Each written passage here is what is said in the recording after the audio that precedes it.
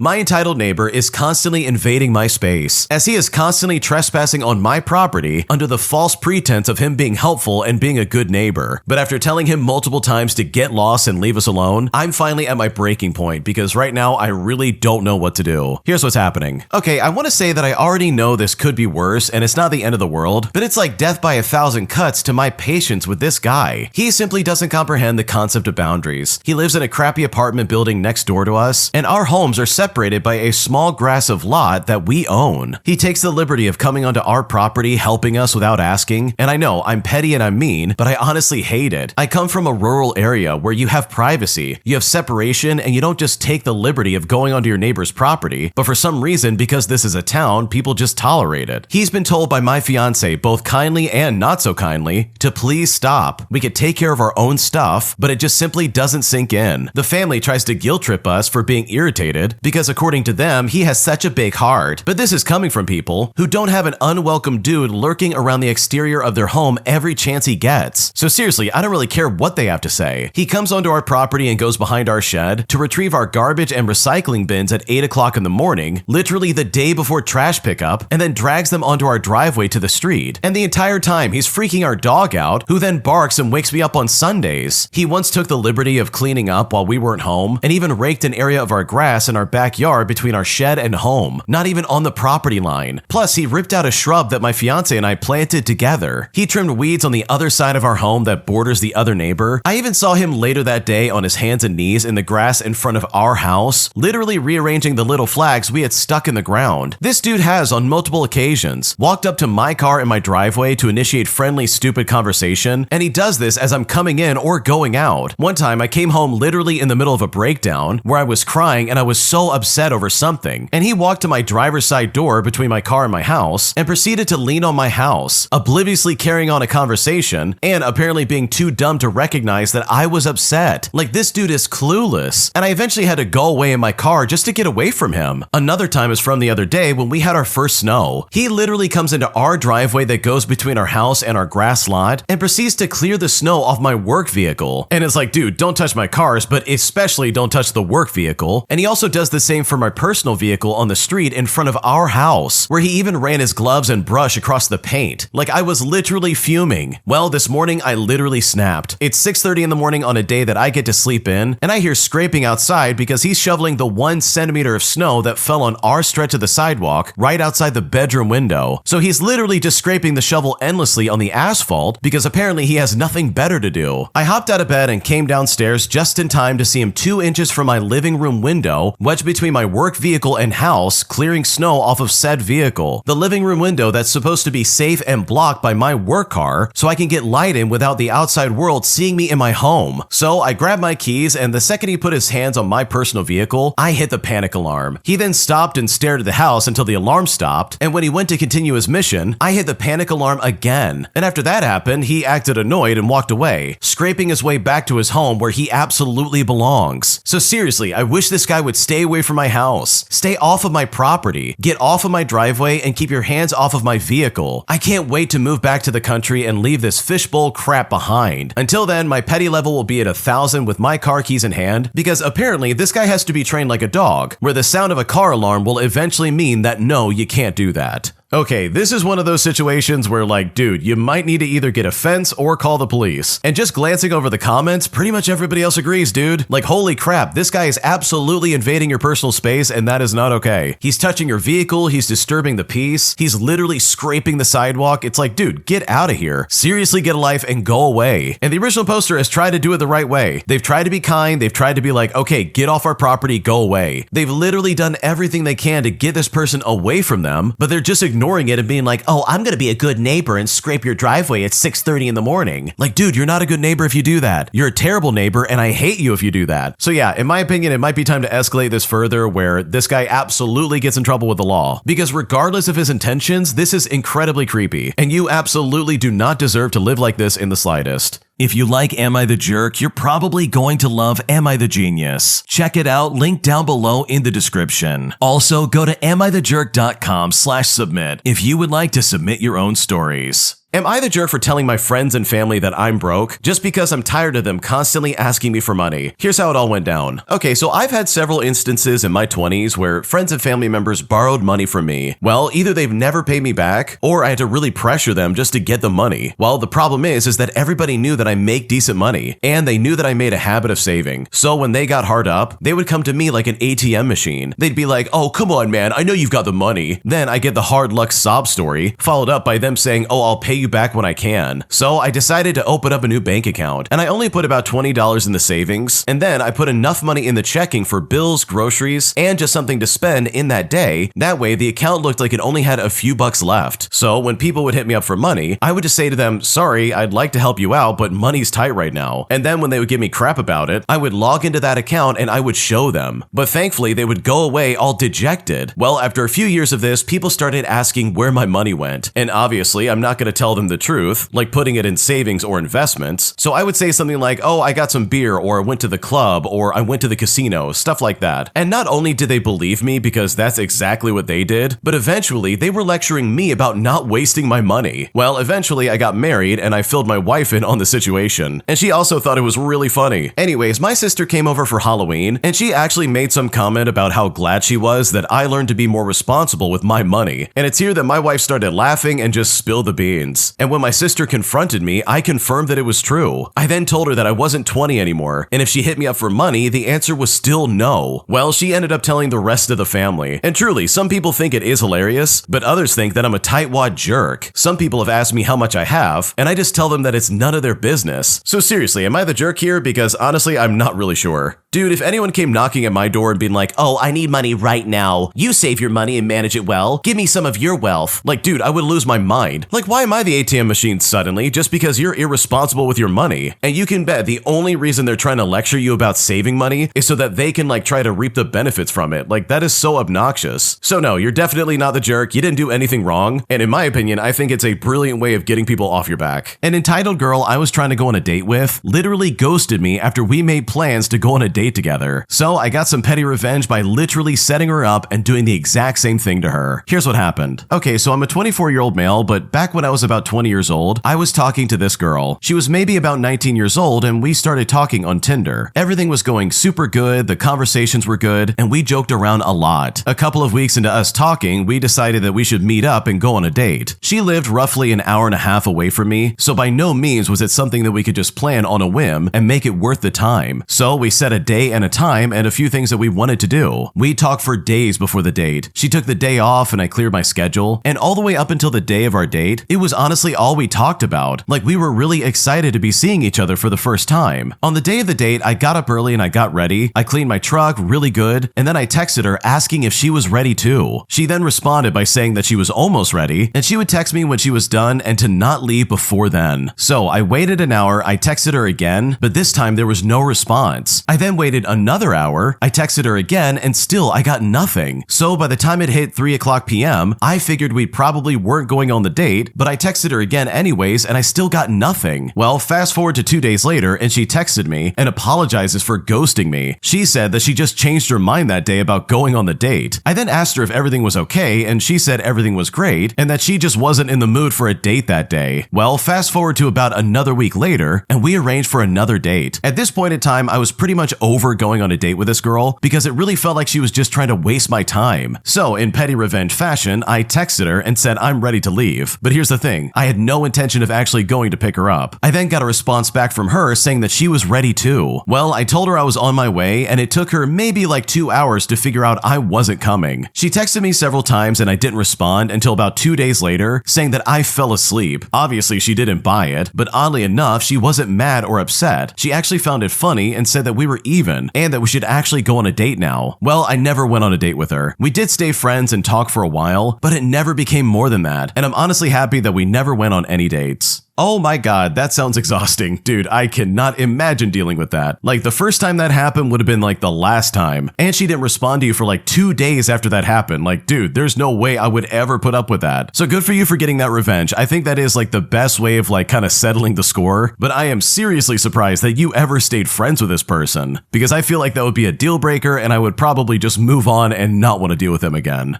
Am I evil for wanting to leave my boyfriend after he got into a motorcycle accident and broke his hip? Because right now I really don't find him attractive anymore, and at this point I don't know what to do. Here's what's going on. So my boyfriend and I have been dating for around 5 months, and we have been friends for years before this, so I thought that he would be someone I could trust getting into a relationship with. Well, midway through the summer, he decided to spend 90% of his savings on a motorcycle, and we rode it all the way out until last month when we got into an accident. Before the accident, we were having some issues. He had just moved in with me about 5 weeks prior, and yes, I know this is super quick and I'm an idiot, but that's on me. And also, he gets mad over little things incredibly easy, like if my puppy goes to the bathroom on the floor. If he can't find something, he suddenly just lashes out, and it makes me feel like it's my fault and like I have to help him find whatever it is he's looking for, even though he always says that he's not getting mad at me and that he's just mad overall. I had been telling him how much his short temper was bothering me, and it seemed like he was working on fixing it for a little bit, but then we got in this accident. We were going straight through an intersection, and the person going left just stopped in front of us, and we simply didn't have time to move, so we hit pretty much head on. I was then thrown to the other side of the intersection, shockingly with only minor injuries. My boyfriend broke his hip, so he had to be taken to the hospital, and after this I got charged with possession of stolen property because something on his bike was stolen. I have PTSD from dealing with the law before, so this was extremely anxiety-inducing for me, especially after just being thrown off of a bike. And if you saw how the bike looked, you'd be shocked to see I was able to walk away from it. When this first happened, I was in shock, of course, and I just wanted to be done with everything. He was begging me to come and see him, and I couldn't because originally I had a communication ban, which was banned later that night, but that's the reason why I didn't see him the first day. But the next day when I went, it was like something hit me. I saw him in the hospital bed all broken, in a room that smelled like dirty diapers and sweat, because there's 2 other bedridden old people sharing the same ward, and I hate to say it, but I got really turned off. I told him I can't take care of him and he can't expect me to do that. And the first night, I sent his dad to go check on him, and he got mad about that because he only wanted me. I only stayed for like 2 hours and then returned almost every day for the next week to see him, even falling asleep in the hospital bed with him at a couple of points. The hospital is kind of far from my house. I mean, we live in a big city with lots of traffic, so it can take up like an hour just to get to the hospital, and this is even when it's not rush hour. And on top of that, I don't drive, so I have to take Uber. And by the way, it costs a lot for me to do that. We're talking like $100 there and back. I basically took the entire summer off of work to spend time with him, and I spent a lot of my own savings in that time, so I was already down on funds when that happened. For reference, I'm a dancer. He knew this, of course, always, but he thought that when we started dating, I would quit and he would take care of me. Now, I agreed to this, but his job requires physical labor, and now with his injury, he can't work anymore. But regardless, he still doesn't want me to do my job. I don't know if he expects me to just sit inside spending all of my savings, but I can't do that. I've been broke so many times and I just won't do it again. Now, I feel bad to say this, but with him being like this, it's like all the things I fell for with him are just completely gone. We used to ride the bike and go out every day in the summertime, and I know this is toxic, but he would punch any guy for even talking to me the wrong way. And in fact, he would do anything for me. And right now, it's like caring for a geriatric patient. I have to empty out his urine bottles in the morning because he can't get up in the night to go to the bathroom. Like, I literally have to do everything now. And I was under the impression going into this relationship that he would be taking care of me, but now it's the opposite, and there's literally nothing he can do for me. Like, I'm not attracted to this, and I feel like a jerk for saying that. What I'm nervous about is that if I ride this relationship out and spend all my savings, what if when he gets better, he goes right back to having those angry outbursts that he was having before? He has been a lot better with them since the accident, and I would say it's only like 2 or 3 times where he's lashed out. So I know he's trying, but it's like everything I liked about him is now gone. So what am I holding on to? He can't give me the same kind of attention. He can't pick me up and kiss me and take me out for food. Literally nothing. Like, I hate this so much. So am I a bad person for thinking like this, or should I just leave him and move on with my life? Because right now I don't know what to do.